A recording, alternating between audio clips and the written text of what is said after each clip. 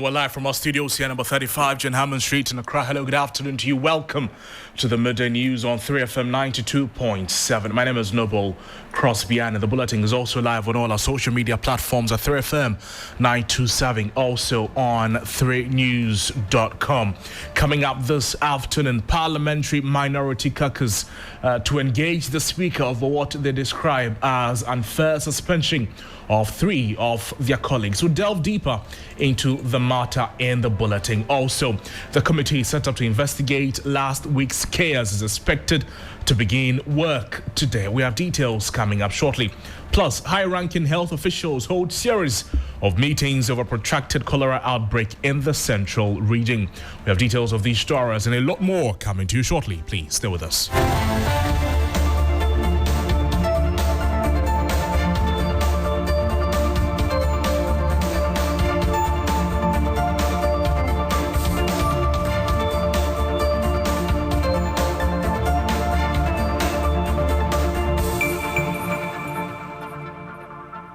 Welcome to the program.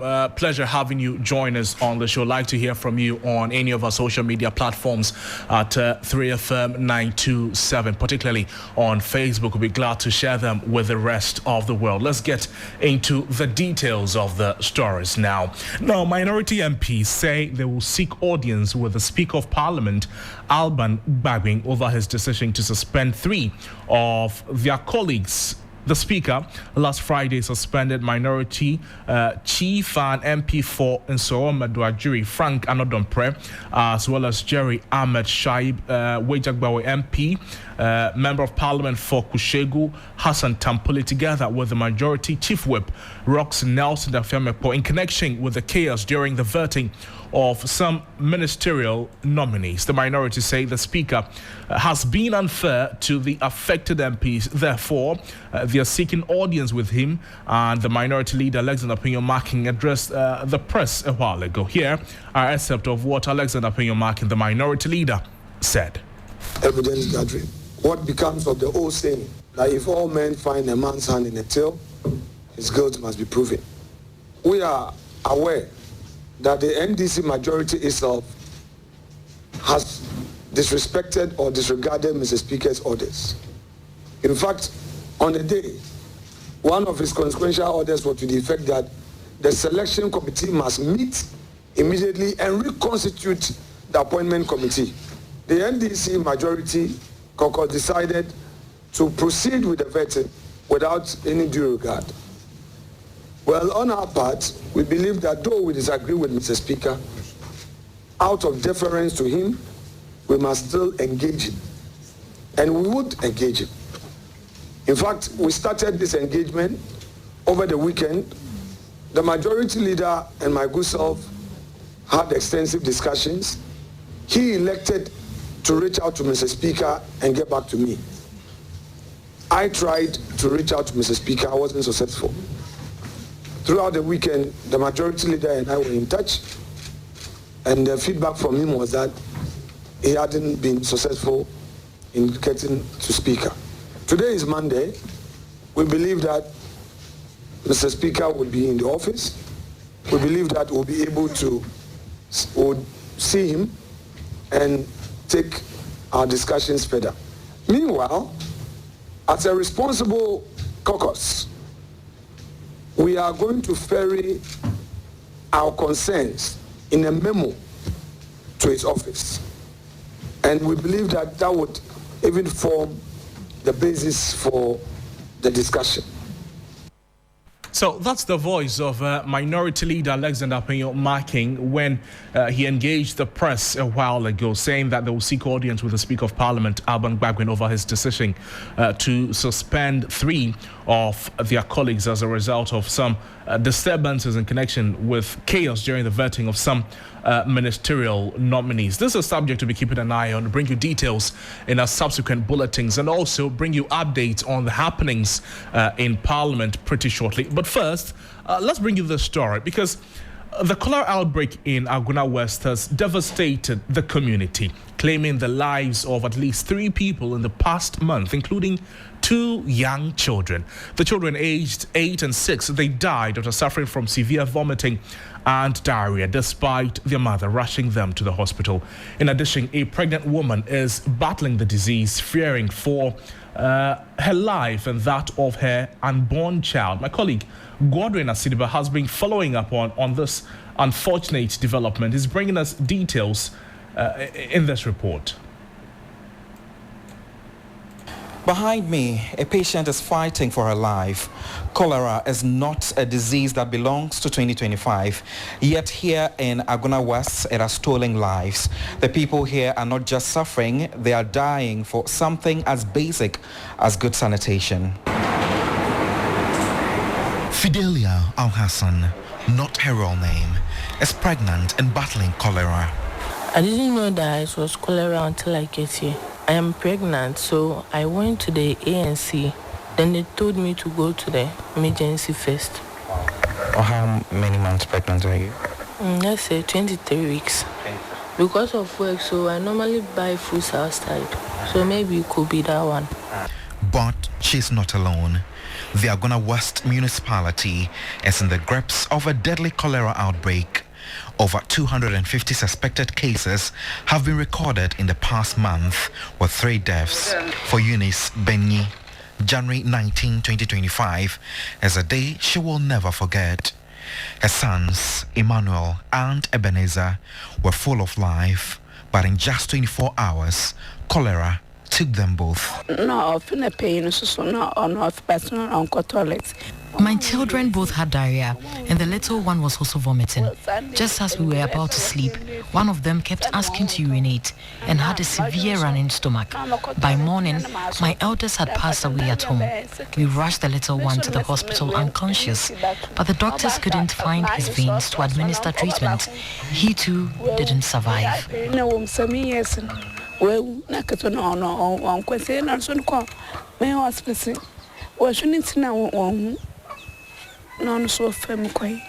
Doctors at the Aguna Swedro Municipal Hospital confirmed their deaths were caused by cholera. But the nightmare is not over. Eunice's last surviving child is also fighting the infection, and she's afraid she might lose him too, despite being treated and discharged from the hospital. Yvonne Benyi, who shares a compound with Eunice, says 5 children in their household, including her own, have contracted the disease.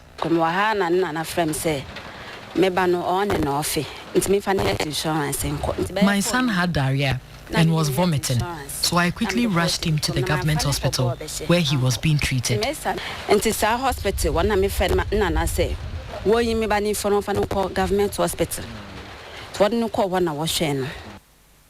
I am heading to Nkum, a community about a 40-minute drive from Swedro in Aguna West, where the cholera outbreak is also taking its toll. Access to potable water remains a major challenge here, with most residents relying on untreated stream water for survival. This is just one of the main streams that connects at a point where residents here in Nkum would come and fetch water for their menial activities. Clearly, you can tell the water is unsafe, it is untreated, but this is what residents here in Nkum depend on for survival. We drink this water. My parents use it for cooking and even take some to the farm to quench their thirst. We use this for bathing, drinking and washing. A heap of refuse sits dangerously close to the streams, while open defecation is rampant, further worsening the situation. This is a breeding ground for cholera, and the community is paying the price. 2 people have already died here, and more are falling sick by the day. Environmental health officer and member of the rapid response team working with the Ghana Health Service, Mark Jojoji, has been working tirelessly with his team to contain the outbreak. That was a report by my colleague Godwin Asidiba. For the full report, please log on to any of our social media platforms, 3FM 927 for the reports. But let's have a conversation on the back of this. Thomas Khan is a regional correspondent. He's joining us. He's been following the bit. Thomas, good to have you on the lines. We understand that high-ranking officials of the Ghana Health Service are holding series of meetings in Cape Coast in the central region following the protracted cholera outbreak there. The region has, for the past 2 months, has been battling a severe outbreak of the disease that has claimed several lives. Now, the acting Director General of the Ghana Health Service, Professor Samuel Kaba Akoria, and his team are hoping to find a solution to the crisis. Thomas, talk to us. What has been the latest on this all-important meeting? Yeah, so Noble, the high-ranking members of the Ghana Health Service are in the central region this morning. And like you rightly said, this stakeholder meeting is something that is really paramount to them following the outbreak of the cholera disease in the central region. At the moment, we have key stakeholders from all the 23 districts of the central region represented here. And not just health personnel. They also have key sectors of the economy, like drivers and even tricycle operators, the Pragia Riders Association. They have their representatives. So that tells you that the Ghana Health Service is not taking this cholera outbreak lightly. This morning, we've also been told that because of the outbreak, we've unfortunately, we lost 14 lives. So that tells you that they are not taking this lightly. And then again, they've also engaged traditional leaders to also come on board. But one thing also that has come out so far, which they describe is contributing to this outbreak, is the hygiene. People are not practicing personal hygiene. For instance, during the outbreak of COVID, there was a lot of hand washing and that people adapted to. But unfortunately, a lot of the people are not doing that. So they've asked the people to go back to such practices to reduce the incidence of cholera in the region. Thomas, thank you so much. In the subsequent bulletins, we'll get back to you for some more on this meeting and how the region plans to recover or has begun recovering from this deadly outbreak there. Thomas Khan is our Central Regional Correspondent updating us there. But to some other stories this afternoon, the criminal case involving Member of Parliament for Asin North, James Jachi Kwesing, it continues at the High Court today. The legislature has been charged with 5 counts of deceit of a public officer, forgery of passport or travel certificate, knowingly making a false statutory statement, perjury, and false declaration of office. This is a subject that my colleague Lord Edward Sarah, court correspondent, has spent a lot of time on. Today he was in court. Lord, good to have you on joining us in the studio. It's been 4 years and there's still no end in sight. How has the case travelled? Well, Noble, so far the prosecution has called on 4 witnesses. Now, today when the case was called, Jachi Kwesing and then his counsel,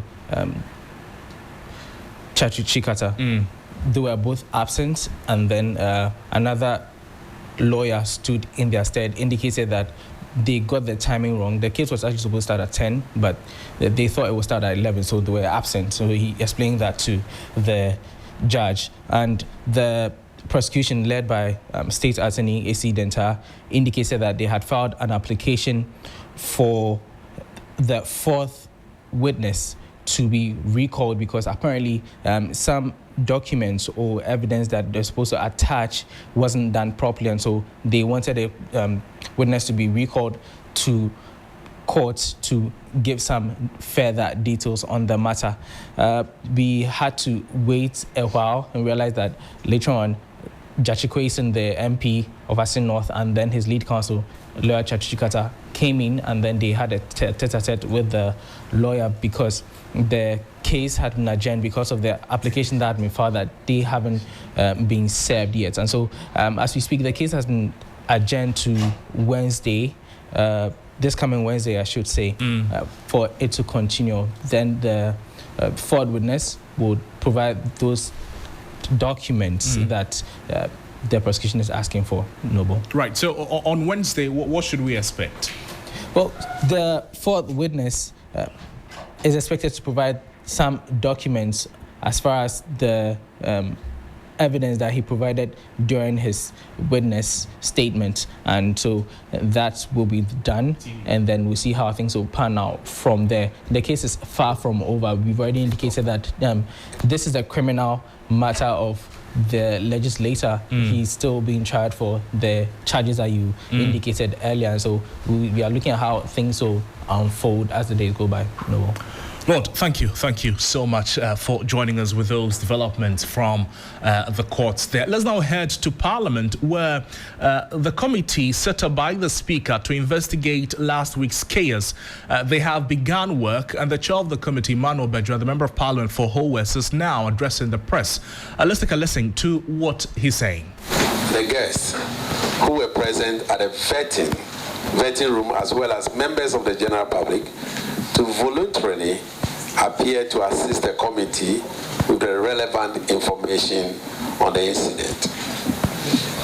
The committee has created a digital platform, a WhatsApp platform, where we shall receive multimedia evidence, including videos, audios, and tests to facilitate a speedy execution of the committee's tasks. This, I will give the number. And for those who are interested in sending us evidence either by video or any evidence that they have, we'll send it to the clerk, to the committee on 0244 926 911. The number again I want to repeat. Anyone, either from a media house or individuals who were there, who want to send us videos, audios, or any tests on the incident, please send it to the clerk of this committee on 0244 926 911. The committee has decided that we will solicit the service of a forensic expert from the Ghana Police Service to assist with the authentication and analysis and validation of any multimedia evidence that will be received from the witness. Starting from this morning or this afternoon, we will start viewing some of the video evidences that Parliament has.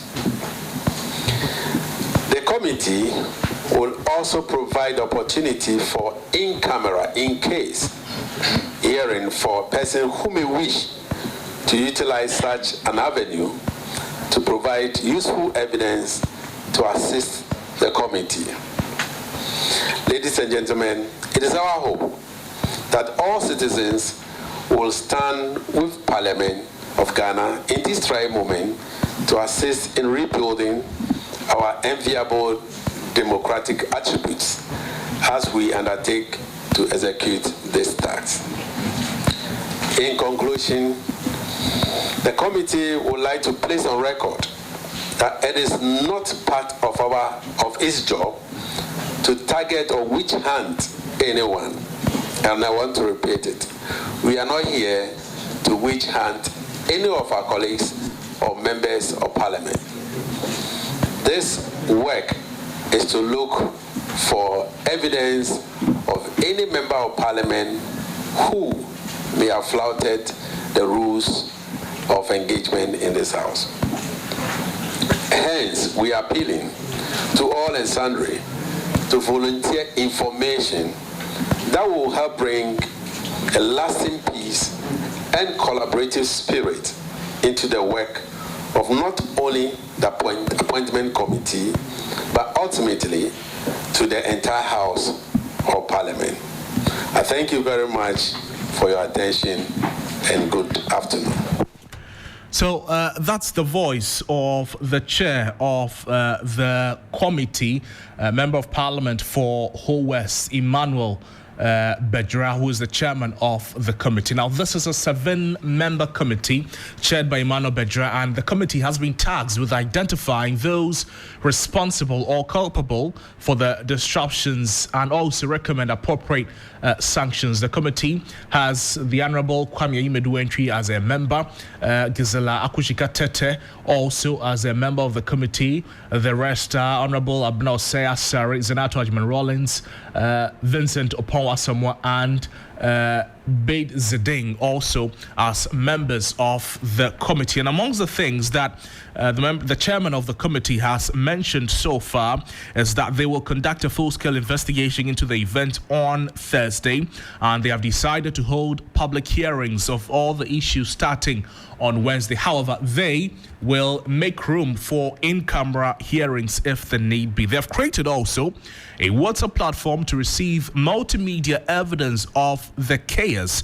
And the committee investigating the vetting chaos announced the number, and the number is 024-492-6911. They are asking you to send a video evidence to this WhatsApp number to aid in their work, and they will start viewing some of the video evidence this afternoon. That's how early they're starting work, and they may grant in-camera hearings. It is not part of the job of the committee to witch hunt any of their colleagues or members of parliament. Essentially, what they are doing is to identify those responsible for the disruptions and recommend appropriate sanctions. We'll be following up the story and bringing you updates in a subsequent bulletin. This is still midday on 3FM 92.7, the midday news bulletin. Let's bring you some more stories. This time, let's talk about the environment, because environmental group Eco-Conscious Citizens is urging President Dramani Mahama to pass an executive instrument protecting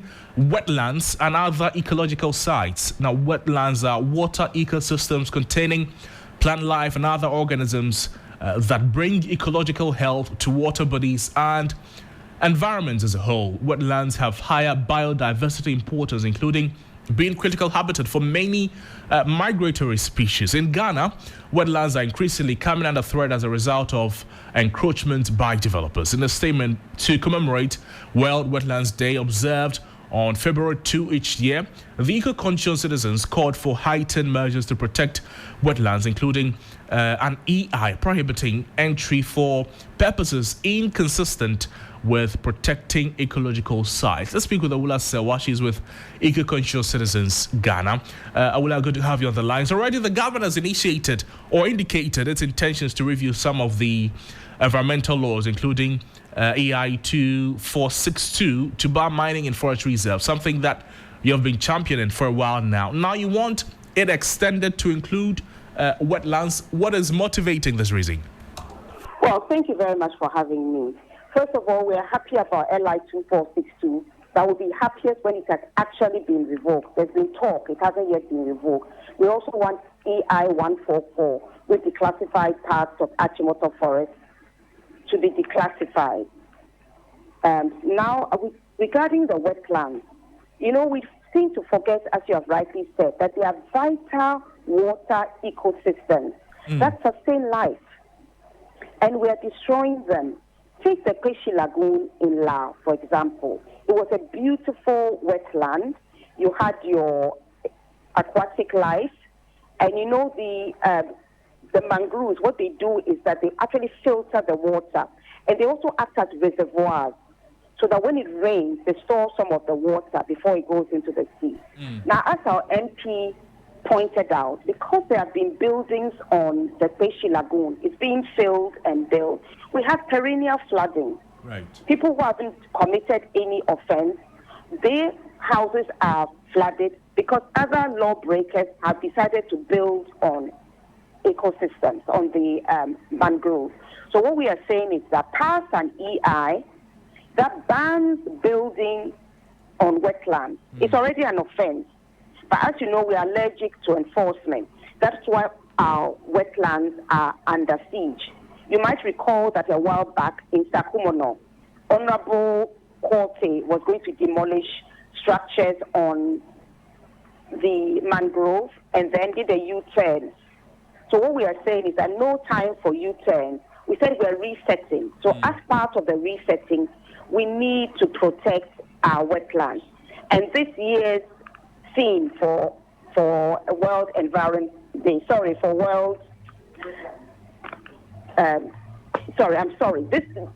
this year's theme is protecting our wetlands for our common future. Right. Because without our wetlands, we will all perish. And with the havoc being caused by galamsey, or should I say illegal mining, right, with the destruction of our water bodies, we really need to sit up. Ola, thank you. We'll find time and talk to you more on this interesting subject there. Ola Sewa, she's with Eco-Conscious Citizens Ghana, speaking with us there. To some other stories this afternoon, the acting CEO of the Ghana Shippers Authority, Professor Ransford Jampo, says he is competent to steer the affairs of the company. The political scientist appointment to the authority, it has been greeted with mixed reactions. Well, speaking on hot issues, Professor Jampo said he is prepared for the job. These are things that I studied and I got much information and insight into, that I believe that when it comes to that aspect of Shippers Authority's job that deals with their work on the high seas would come in handy. I can fall on them to help me in discussing with people I'll be working with and taking the best decisions as to how shippers' interest on the high seas will be promoted. I see. Your critics say that this position that you have now is a reward for your work over the period, over the period of criticizing the previous administration. How do you respond to those critics? Well, I mean, critics saying this, it's a democracy, and people are entitled to what they want to say. Some easily forget, some are ignorant. Go to Ghana's history.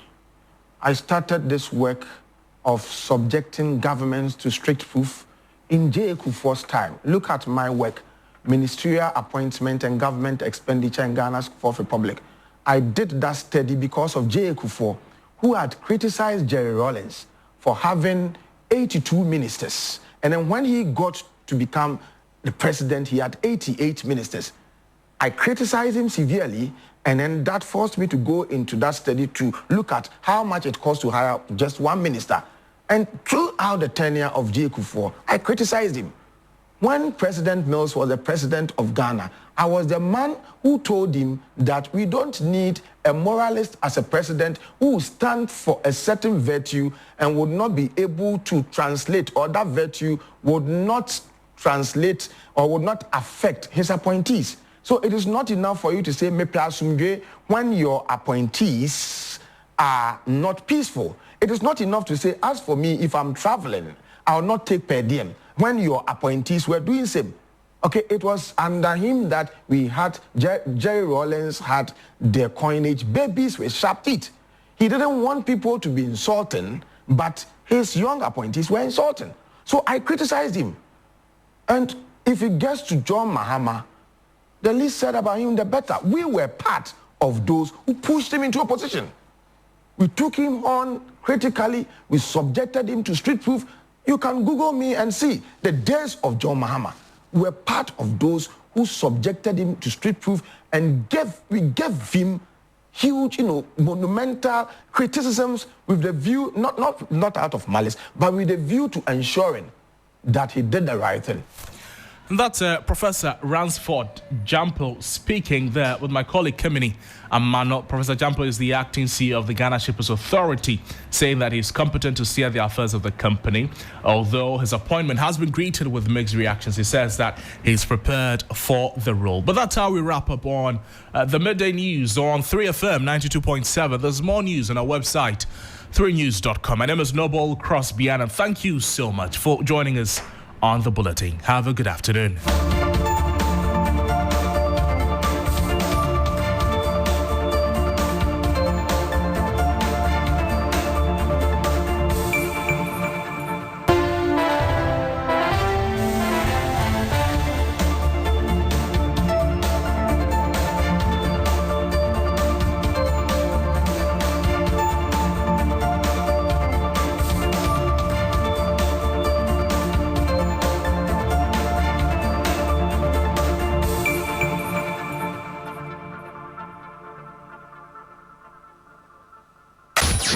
Accra gets busy on this frequency. 92.7 3 FM. Accra gets busy on this frequency. 92.7 3 FM.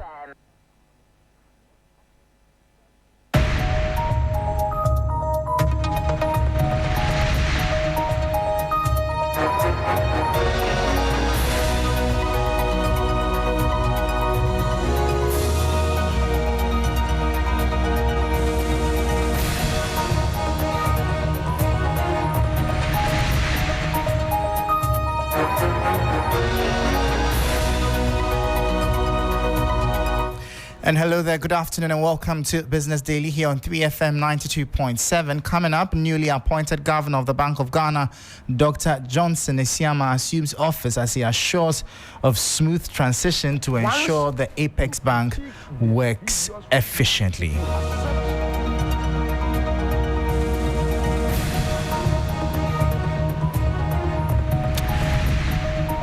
And still ahead in the bulletin, inflation declines marginally to 23.5% in January 2025 after 4 straight increases. We'll hear from government statistician Professor Samuel Kobna Annan.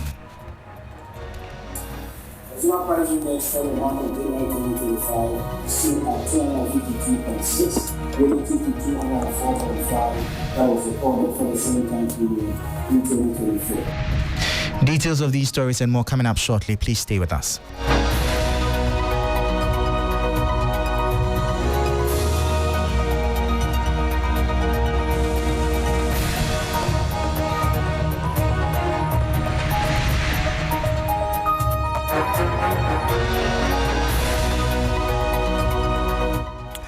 Thank you so much for your time. Straight into our top story. Ghana's inflation rate eased to 23.5% in January 2025 after a 4-month surge. This development follows the government's failure to meet its 2024 year-end inflation target of 15% as inflation climbed to 23.8% December 2024, up from 23% in November. Despite the overall slowdown, food inflation remains a key driver, rising to 28.3% in January 2025 from 27.8% in December. Professor Samuel Kobna Annan is government statistician.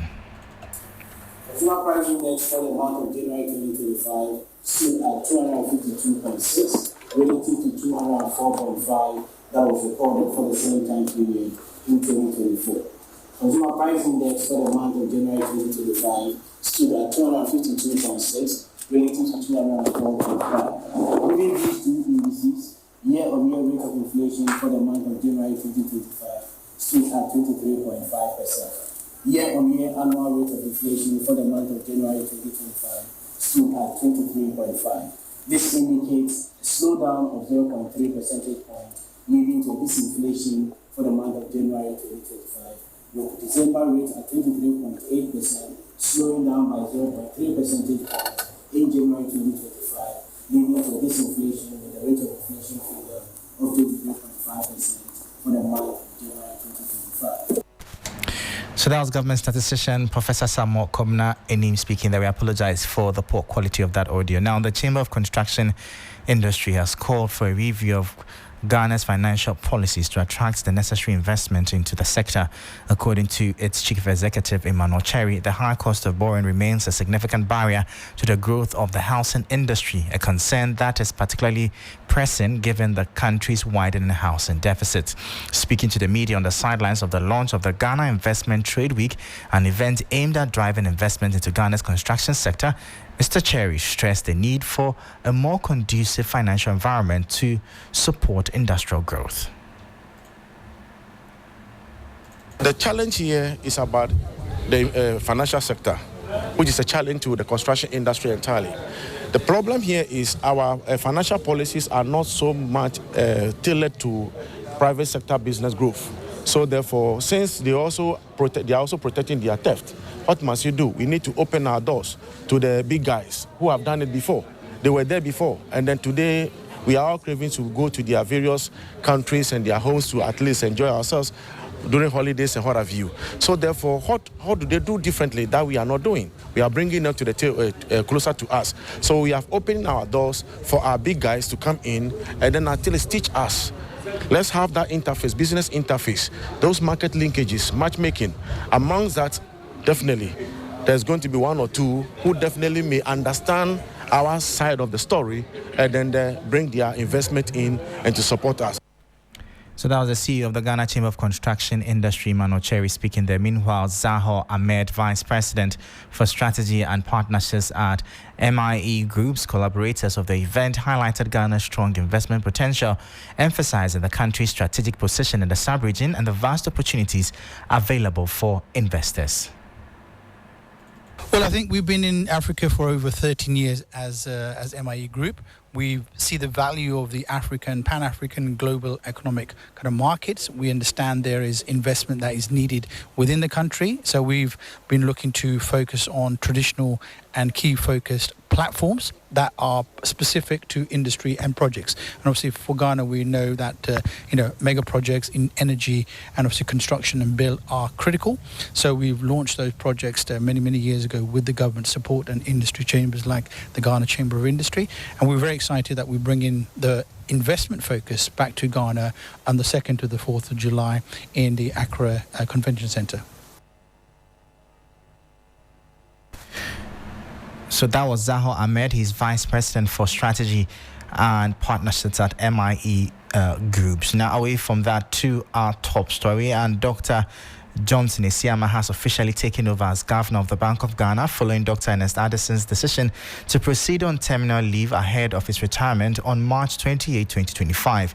His appointment comes at a critical time as the country grapples with currency depreciation and high interest rates. Addressing the staff of the Apex Bank, Dr. Johnson Isiama assured of a smooth transition to ensure the central bank works efficiently. And as I said, I was explaining to my colleagues a while ago, His Excellency the President thinks that we should do this. It's a way of enforcing our independence as a central bank. The public must see us, as working together. It's just another transition, which is normal. Some of the people here are people we know already. And so the transition, you can be sure, will be smooth. Today is day one. We are just touching base, getting updated on issues. As the days unfold, we'll get to other things. So essentially, that is it. So that was the newly appointed Governor of the Bank of Ghana, Dr. Johnson Isiama, speaking on his first day at work. Now, before we leave you, President John Dramani Mahama has emphasized the need for concerted effort to invest in critical infrastructure and harmonize trade policies across the continent to unlock Africa's economic potential. Speaking at the Africa Prosperity Dialogues 2025 in Accra on Saturday, February 1, Mr. Mahama stated that while trade realization is an important step, it is not enough on its own to drive sustainable economic growth. He highlighted the importance of investing in infrastructure such as efficient road and rail networks, ports, and digital connectivity to facilitate smoother and more cost-effective trade. He underscored the need to eliminate non-tariff barriers and reduce the cost of doing business across borders to foster an environment conducive for trade and economic collaboration.